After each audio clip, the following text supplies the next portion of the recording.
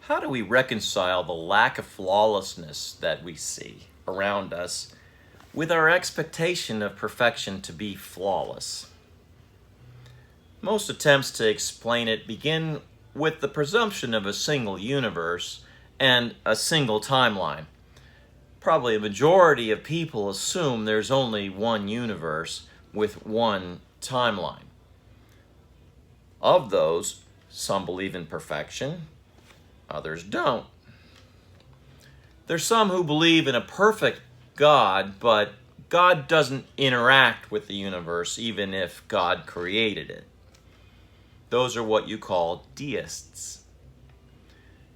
In a lot of Eastern religions, the universe devolves away from perfection. The spiritual is considered perfect, the material is not. The heart and mind have to renounce the material world in order to be restored to the natural state of blissful nirvana, that awareness that belongs to perfection. And that's what you call dualism. The Jewish tradition is satisfied with paradox. Having a long history of rabbis rather than popes, it lacks a unified theory of original sin that you might find in Western Christianity. Islam rejects the doctrine of original sin. Each is to blame for their own sin. God is just. And all these believe that God is perfect, but there's a tendency among them all to shift blame for an imperfect universe away from their perfect God. The blame falls on man, one way or the other. We were made perfectly. And we were given free will because we were made perfectly by God in God's image. Like Him, we have a free will. But unlike God, because we have that free will, we choose to do imperfect things. We sin. For Christians, the result is the whole universe has fallen apart. Seeing a universe with death, sickness, injustice, and so much wrong with it, blame matters more than anything. We can't stand the thought that God may have had a hand in it, or even worse, that God doesn't even exist. And sadly, the benefit of imperfection that we've been describing here in these previous lessons to prompt good things that require it of their nature is seldom a part of the discussion. The need to keep God free from blame pushes away that silver lining. The whole imperfect world gets blamed on sin, born of mankind's abuse of his God-given free will. The reason there's death and destruction and even a hell is because we human beings choose these things of our own free will, choosing sin and destruction. It isn't God's fault, it's ours. God's perfect, and God is even perfection itself. And God gets a free pass. That's all that matters. Perfection, which includes every good possibility, is lost in the defense of God's flawlessness. Other qualities of perfection are lost in the obsession with blame as well. What about the perfect knowledge that perfect divinity possesses? Doesn't perfect knowledge encompass every detail of the entirety of time? Doesn't it know the future? So how are the imperfect results of free will not partly God's fault? The Muslim focuses on justice. God is perfect, and the bad result of free will meets a just reward, right?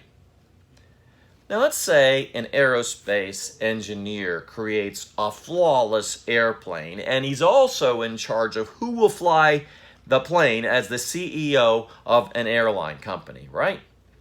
Just as an example. So then all of a sudden, one day, a plane crashes because the CEO is giving a license to an unworthy pilot. Don't we blame the CEO for the mistake? Similarly, shouldn't we expect God to only create creatures that will be responsible and use free will to do good things rather than evil things?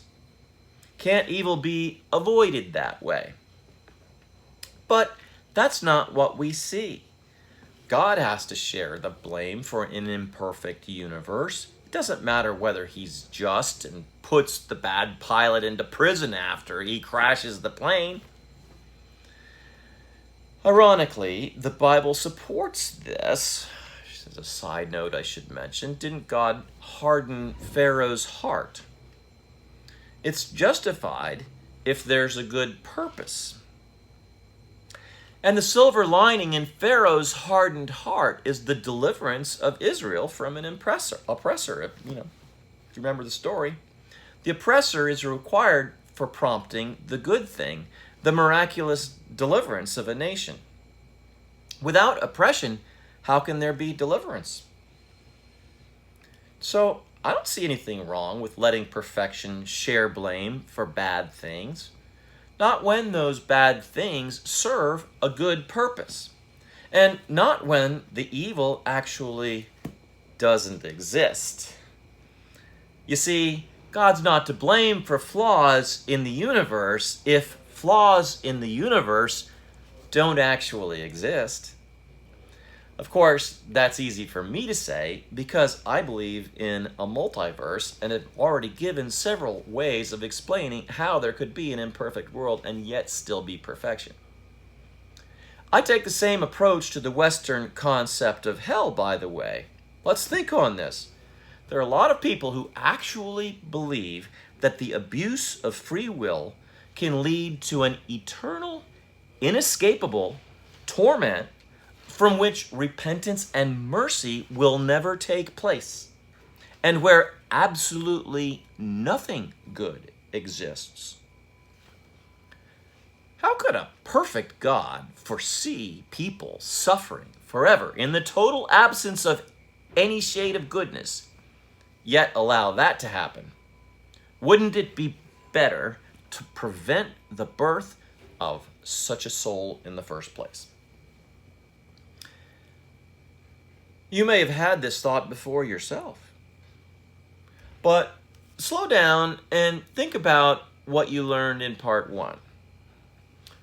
Doesn't the question of what would be better, according to the definition of perfection we were discussing, include all good possibilities, not just the best of all outcomes? We should apply the definition of perfection consistently. So, if there's any good that could come from the real existence of hell, then maybe actually there is one, maybe even many hells. The inclusion of all that could possibly be good requires it. On the other hand, if there is nothing good about a proposed concept of hell, then maybe that kind of hell doesn't exist.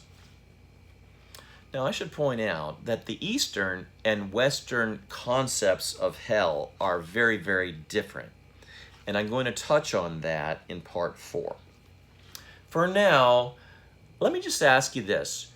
Shouldn't we conform the idea of hell to the standards of perfection? Or should we conform the idea of perfection to the standards of hell? I think I'll go for the former one. Perfection should be dictating what we think rather than some tradition about hell. We'll come a lot closer to the goodness of perfection than might be something we might call God if we do it that way. Pamalogy calls on religion to conform its theology to a sound and consistent idea of perfection. Now, you may hear it said among the religious that perfection is not something that any human being has the right to define. The good purpose of hell, even as such, and even a predestination to a hell like that, is in their opinion not something for any human being to question. All things must be dictated by prophetic authority. We are not capable of understanding divine wisdom in the least. I do not agree with that. As I see it, when a person says that the understanding of perfection is beyond human comprehension, the way is set for perfection to have no definition at all. The word becomes meaningless. I think the problem is single universe theory itself. Conveniently, a single universe theory has lots of room to grow if the idea of perfection is dismissed or undefined, or if there's no belief in perfection at all. And where is there a multiverse in the Bible? Well, I don't know. Where are cell phones and airplanes in the Bible? Actually, the Bible does speak of heavens in the plural and of many glories, for what that's worth. Now, bear in mind that this is not a Bible study. Any theology that we touch on here will stem from the logic of perfection as we're considering it, not from the authority of prophets or priests. I'm not saying anything positively or negatively against prophets and priests. Don't get me wrong. I just want to separate philosophy from dogmatic faith and religious tradition, just to be fair. Can we do that? So, back to logic. Is the single universe theory harmful to the notion of perfection? How can every good possibility occur in just one universe? For the religious, perfection is reduced to a good final outcome or to an unbending standard of justice that punishes according to divine law or according to atonement. Judgment and mercy are perfect. We screwed up. Then they're non-religious, and they don't believe in perfection at all. So, for those who do believe in a single timeline, in a single universe, at best, in the end, justice is served, and the outcome is perfect. It's the best of all possible outcomes. Just doesn't fit very well with the definition that we had been discussing, where every possible good thing must occur. So, for instance, what about a second best thing or a third best possible outcome that might have included other good things? Is that even under consideration? And I'd argue that if perfection does involve the inclusion of every good possibility, and I see no reason to use the word perfect if it doesn't, then some manner of a multiverse has to exist. And I also refuse to accept the idea, as some people do, that there's no such thing as good or bad or right or wrong. So let me touch on that. We can't define perfection as including every good thing and excluding every bad thing if there's no such thing as bad or good, can we? People talk, but honestly, I don't think they really believe there's no right or wrong when they say that. Go ahead and wrong them. See how they feel about that. They'll be the first people to call on the golden rule or on compassion or some sort of standard that they actually hold to if it works to their advantage. Okay, let's be fair about that. Am I wrong about that? Morality is not just a human construct. If not the golden rule, treat others as you would want them to treat you, then something even simpler, compassion. Compassion is good. Lack of compassion is bad. Who doesn't agree with that, right? So I'm convinced that there is indeed good and bad, even if you reduce it to the simplest form. There is a right and a wrong, whether or not it matches exactly what one group or another says about it, okay? we really can complicate law. I'm going to get into that in a lesson in part 3. So, therefore, the definition of perfection as including all that could be good is not invalidated by those who deny the existence of good or evil and of right and wrong. As a human being, I don't possess the capacity to access the data of the fullness of all possibility or to compare and analyze all philosophical and moral systems to determine what's best, as I suppose God possibly can. Divine wisdom does elude me in that sense. I do have the capacity to imagine the feelings of another and to respond with kindness, judging this to be good and judging the failure to do it to be an imperfection. We all have that capacity. Therefore, I reject the idea that there's no such thing as good or evil, and I don't merely shift blame from a perfect God to imperfect humans to preserve the idea of a perfect God. I go far beyond that. I think it's necessary that evil and sin should literally be removed from us as far as the East is from the West, through the orientation of multiverses. Such a thing is possible. And I think every possible good thing occurs through multiverses as well. The best outcome is one in which no evil occurs at all, yet every possible good thing, even the seemingly impossible good things, also take place. If a universe full of bad things needs to be there for that to happen, well, so be it, as contradictory as that may sound. So long as those bad things in it never come to exist. Okay, so they exist and they don't exist. I know that sounds contradictory. Perfection sounds contradictory. It sounds impossible, right? But that's why we defined it as every good thing possible or impossible. Such a contradictory perfection would be better than the toleration of a flawed single universe with a God that's supposedly perfect, but at least partly to blame. I think we would really have to admit. A single universe does not have the capacity to include every possible good thing. I say that a multiverse is necessary. I'll offer an illustration to prove my point. Consider two good sequences of events.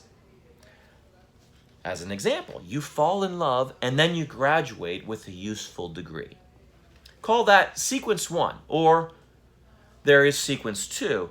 You graduate with a useful degree and then you fall in love. A single universe with just one timeline might be better in sequence 1 than 2. That I'll admit. But how does a single universe with a single timeline include both good sequences of events?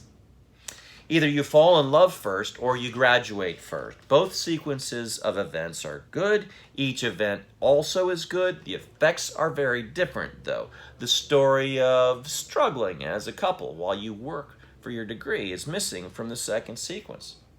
The story of meeting a stunning graduate is missing from the first sequence. And both stories are good, but in a single universe with a single timeline, only one can be true, not both. In a single universe, a time loop is required for the realization of perfection, as the inclusion of all possible good things. Maybe there are multi-dimensional time loops. I don't know.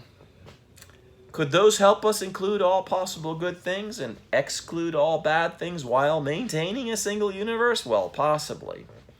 Time loops, especially multi-dimensional time loops, they would certainly add to the number of possible sequences and possible events. Multidimensionality adds complexity. which allows more possibilities. I like that. So do time loops, even better. But they complicate a discussion, and they're hard to understand. We only experience 3 dimensions along what looks like a single steady timeline. Albert Einstein proved that time was not really so steady, nor gravity, and a number of other things. But this isn't a cosmology or a physics course where time warps get added to the equation. So I'm not even going to attempt to cover that here either in Pamalogy 101. I will mention that multiverse theory is sometimes confused with multi-dimension theory, so let's talk about that for just a second. A universe is all of space and time and everything that it includes, and it may include more than 3 dimensions. A universe operates according to its own physical laws, whatever they may be. And it might have multiple sets of laws, I'll allow for that. The universe where the Earth is, what we call our universe, contains hundreds of billions of galaxies, and most of them are containing hundreds of billions of stars and solar systems, and each of those has any number of planets. Like the Sun is our solar system, our galaxy, with planets that you know the names of, the Earth being one of them. And the universe that the Earth is in is expanding, and it's accelerating at a rate of expansion so that it's eventually not going to be possible to see some of the farthest stars away. Their light will never be able to get here. Be that as may, multidimensionality can provide an accurate description of any given universe, but rather than speaking of one universe containing other universes, we speak of the multidimensionality of a particular universe. And I'm not sure that an entirety of a universe could be included in a single dimension or hidden away, tucked away. A universe can have more to it than meets the eye. Dimensions are sort of like folds in space and time that allow more stuff to exist there. And those hidden dimensions are then subject to the various laws of the universes to which they belong. Would multidimensionality alone accommodate as many sets of universal laws as are necessary for every good thing to come of those laws? In my opinion, no, not unless the other dimensions were unique universes with their own laws. And if that's the case, we're talking about a multiverse, no matter what way you look at it. You can call it a dimension, but it has every feature of a universe. Multidimensionality, therefore, does expand very greatly the number of good possibilities within a single universe, but it does not include in a single universe the entire exploitable treasure of possibility made possible by multiverse theory. A multiverse welcomes any number of dimensions and unique laws into each of its universes. There are one or more sets of laws for each universe. Now, you may wonder what the advantage of different laws in different universes might be. Honestly, I don't know. I have enough difficulty with the laws of just one universe. But it seems to me that within perfection exists an imagination far greater than mine. I call it the imagination of omniscience. And that's the place where my humble mind meets divine wisdom, after all. I can define perfection the same way that I can define the word infinity. I fully understand that I could never count to infinity. Still, I do understand what the word infinity means. So, I say we definitely can define what we mean by the word perfection. It's that which includes all that could possibly or impossibly be good, whether we can conceive of it or not, and also excludes anything bad. So, given enough time, in a single timeline, in a single universe, could every possible and impossible good thing happen? Well, I'm not sure a cosmologist would think so. I certainly don't think so. What about you? Will there be multiple versions of you? In one, you're a rock star. In another, you invent the cure for Alzheimer's disease. Does it matter when those things happen? Does it matter in which order? Would it really be you? Will your conscious perception be raised from the unconsciousness of death to experience those alternate lives? Or will it be somebody else, somebody with the same DNA and the same body and brain that you have? If the DNA and the body and the brain are exactly the same as yours, will it still be you who enjoys their conscious perception? What about if they're not the same? Will you have consciousness in the lives of other people or things? Would it be good if you did? With a multiverse, there may well be many me's and many you's. There may be many conscious perceivers, and each may have the opportunity to engage in conscious perception in any circumstance and in any body and any brain. You're in the universe right now and have little or no awareness of any of those other universes, granted. But that doesn't mean that you have no conscious perception in them. And every good sequence of events becomes possible through the multiverse system. And that would be good, wouldn't it? The nice thing about understanding perfection as a reality and not just as an abstract possibility is that a lot of the questions that we have can be answered by asking, would that be good? If the answer is yes, then it's likely a truth. That or something even better, maybe even both. By definition, perfection doesn't even have to wait for time to pass for every good thing to happen. It already possesses all that could be good. Time is not so vast that perfection gradually occurs. Perfection includes all good time and space in every dimension and every time loop in every universe that's required to make it so. So let's consider some of the possibilities. In part 2, lesson 2, I'm going to talk about some dream theory and some simulation theory. And as we do, I'm going to keep coming back to this same question. Would it be good? If yes, then awesome. It's either true or something better is. Maybe even both. So let's think. Awesome thoughts.